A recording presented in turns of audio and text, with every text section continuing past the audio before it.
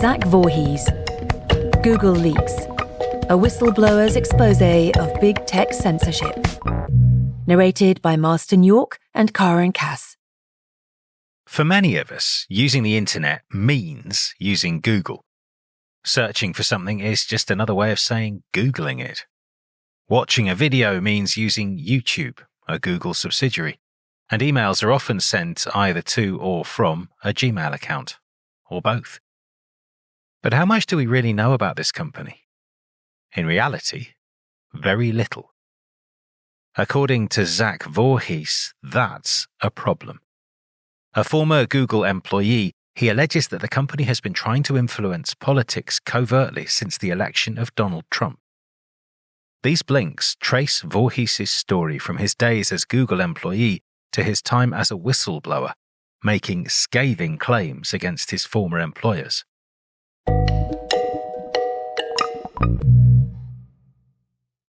Blink 1 of 6. One morning in November 2016, when Zach Voorhees turned up for work at the Google offices in San Bruno, California, he couldn't believe his eyes. The night before, Donald Trump had been elected US president, and it seemed like everyone at Google was losing their minds. Some were crying and talking as if a close relative had died. Others had decided to take the entire day off. To Voorhees, it seemed that these people lacked a fundamental grasp of civics. As a democracy, the United States has regular elections. You do your best to win them, but if you lose, you take it on the chin and focus on doing a better job next time. But that didn't seem to be what was happening at Google. The key message here is Donald Trump's election marked a political turning point for Google. Everywhere he went, Voorhees heard employees talking about how unfair the election had been and insisting that a resistance was needed to tackle Trump. It seemed like idle chatter at first, until employees were told to tune in to a weekly meeting broadcast live from the Google headquarters in Mountain View, California. From the start, the atmosphere was eerie. Many Google employees wear a quirky company hat, a bright striped beanie with a little propeller on top. Normally, it seems harmless, playful even. But surveying row upon row of employees, many wearing the same hat and all seemingly united in their political goals, the uniformity suddenly struck Voorhees as sinister. In the broadcast meeting, Sergey Brin, co-founder of Google and CEO of its parent company Alphabet, described Trump's election as deeply offensive. Kent Walker, the company's vice president for global affairs, blamed Trump's victory on xenophobia and hatred, and Ruth Porat, the chief financial officer, encouraged employees to console each other with hugs. Later on, a Google employee asked what the company could do to tackle the misinformation and fake news that had supposedly led to Trump's election. Sundar Pichai, the CEO of Google, responded. Voorhees found what Pichai said simultaneously vague and alarming. Pichai claimed this was an opportunity to make progress in machine learning and artificial intelligence. So far, those systems had been used to tackle things like bullying and hurtful comments. But once they were scaled up, machine learning and AI would be used to do much more. And for the first time, Voorhees had an inkling of just what Google intended to do. Blink 2 of 6. Voorhees had grown up believing in free speech, which he believed was a vital part of any democracy worthy of the name. His whole life he'd formed opinions by seeking information from various sources spanning the political spectrum. In fact, his own mind was often swayed by coming across new arguments and information he hadn't considered before. That was the beauty of free speech. But, in Voorhees' view, Google had taken aim at that way of doing things. They weren't on board with free and open discussion. To Google, Voorhees felt, the correct opinions were predetermined and it was their job to guide you gently toward them. Search by search. Here's the key message.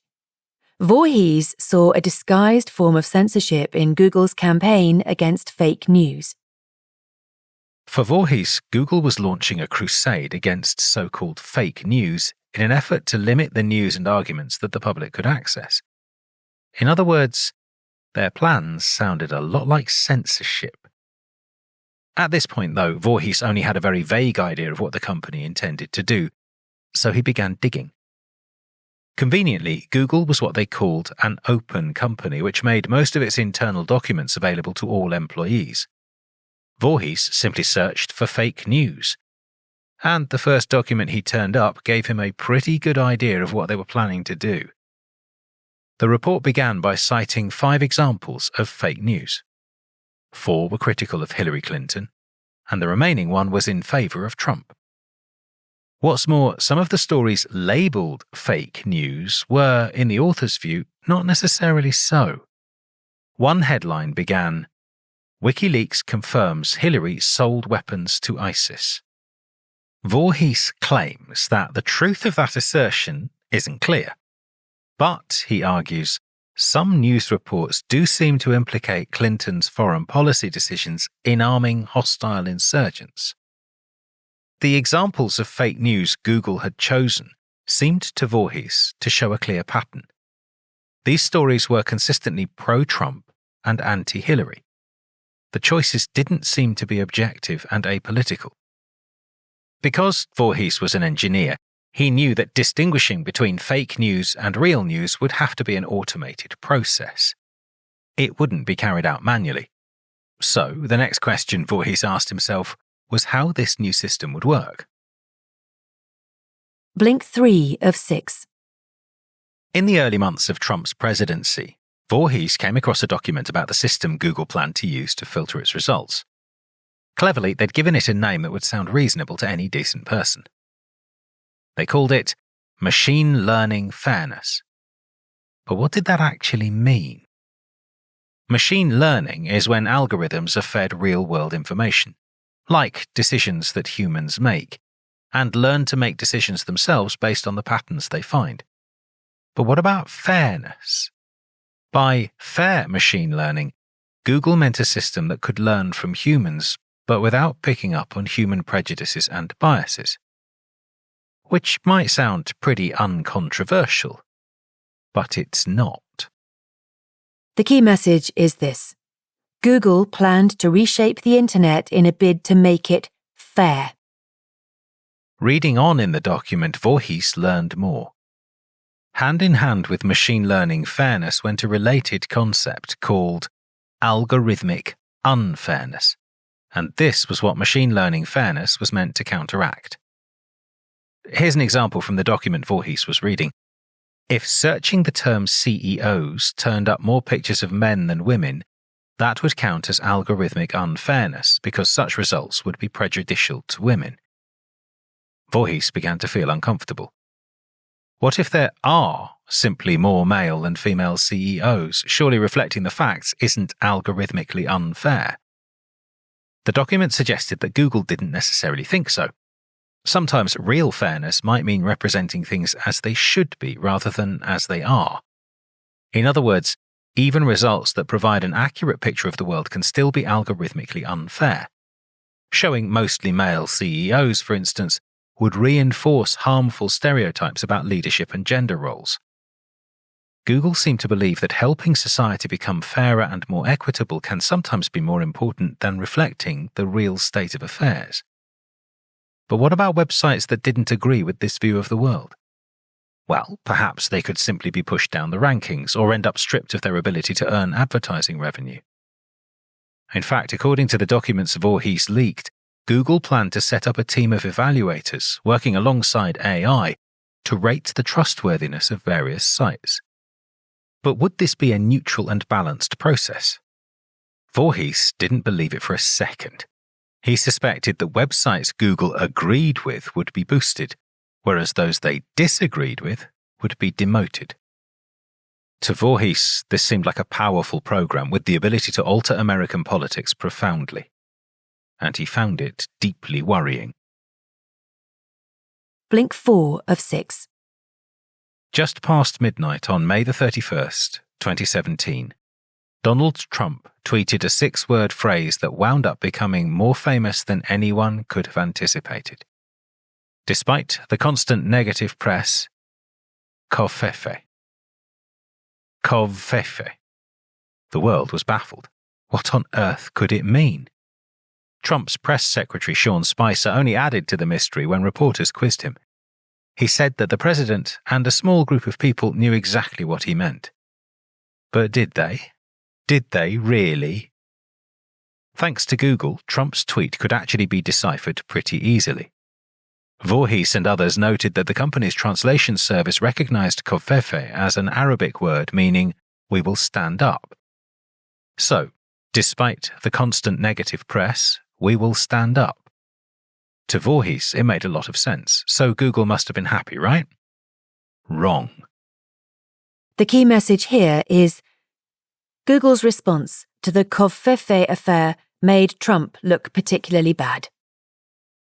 The first attempt to undermine Google's translation of kofefe came from the New York Times.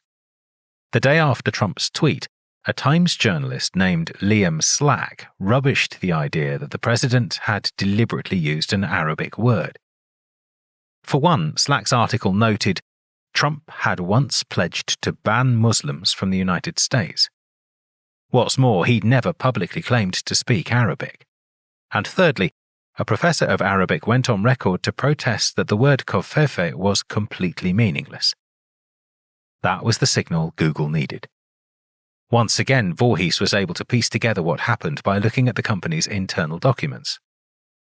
Google employees decided to change the system's original translation and to play a prank on the president while doing it. In the future, the term kofefe would not be translated as "we will stand up." Instead, entering that word would prompt Google Translate to show an emoji of a man shrugging as though in bafflement. That was all it took. A few clicks of a mouse on the part of some Google employees and voila, the word kofefe was no longer identified as Arabic, and Trump's tweet no longer made any sense. It wasn't the gravest or most alarming thing Google did, but to Voorhees' mind it was telling. The speed and the eagerness with which the company acted were both impressive and concerning in equal measure. Blink 5 of 6.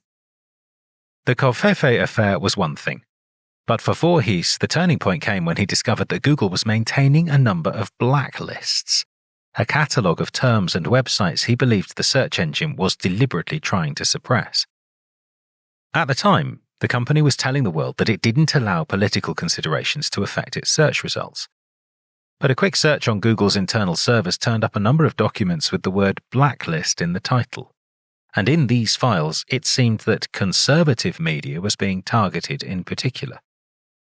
Popular right-wing websites like True Pundit, Louder with Crowder, and GlennBeck.com were named on a list that Voorhees believed was designed to exclude material from Google Now newsfeeds.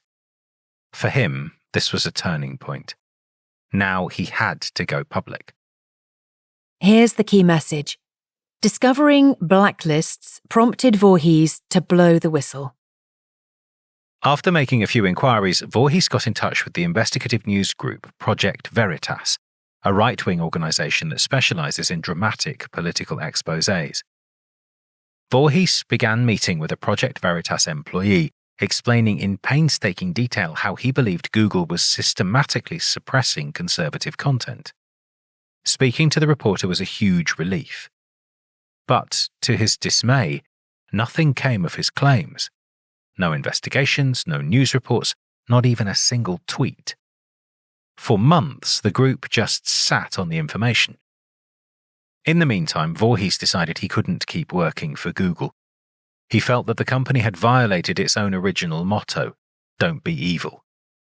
Dispirited by his work and by the inaction of Project Veritas, Voorhees left Google for good.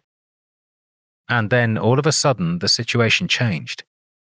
Project Veritas made a secret recording of a Google executive who observed that smaller digital organizations lacked the resources to prevent another Trump situation. Was that really how Google saw its mission?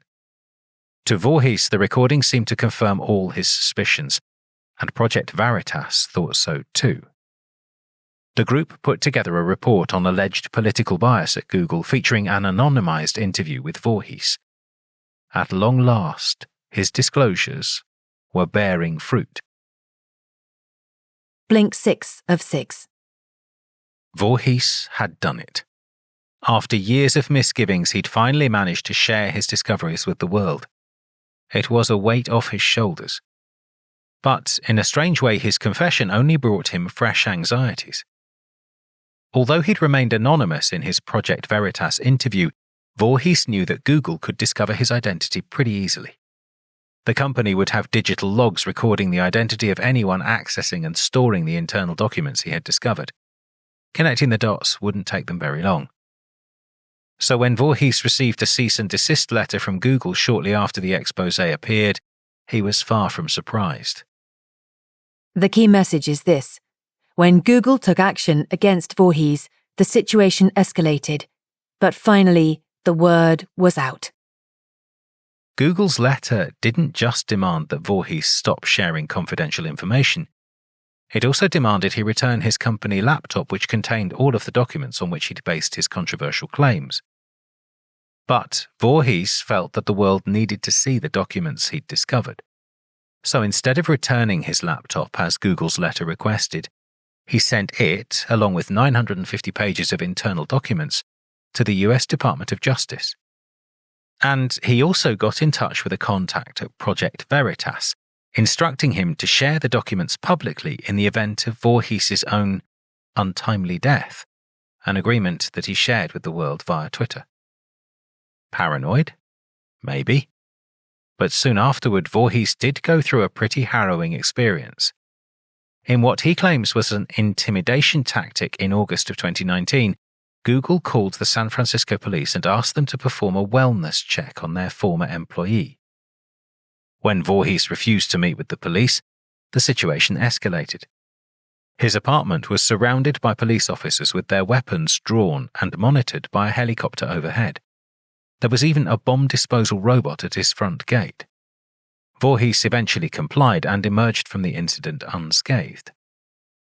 With Google already aware of his identity, he decided to completely abandon the pretense of anonymity. So he recorded a new interview with Project Veritas, this time under his own name. What's more, the organization published the documents he'd obtained, all 950 pages of them. A week or so after the police incident, Project Veritas published the second interview. Not with an anonymous whistleblower this time, but with Zach Voorhees, the former Google employee. You've just listened to our blinks to Google Leaks by Zach Voorhees. The key message in these blinks is that, as a Google employee, Zach Voorhees was alarmed by what he saw as the company's gradual drift toward political partisanship and deliberate censorship. In the wake of Donald Trump's election, he became increasingly disillusioned by the political course the tech giant seemed to be pursuing. In a campaign he alleged involved blacklists, AI, and the dismissal of dissent as fake news. Eventually, it all became too much for him, and Voorhees went public with his claims, revealing Google's internal documents.